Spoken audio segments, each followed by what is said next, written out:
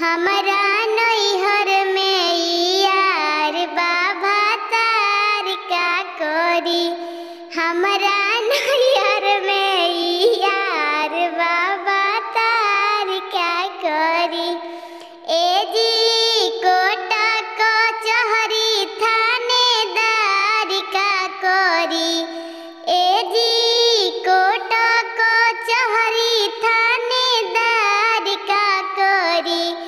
हमर नैहर में यार बाबा तार का करी। हमरा नैहर में यार बाबा तार का करी। ए जी पुलिस दारोगा थानेदार का करी।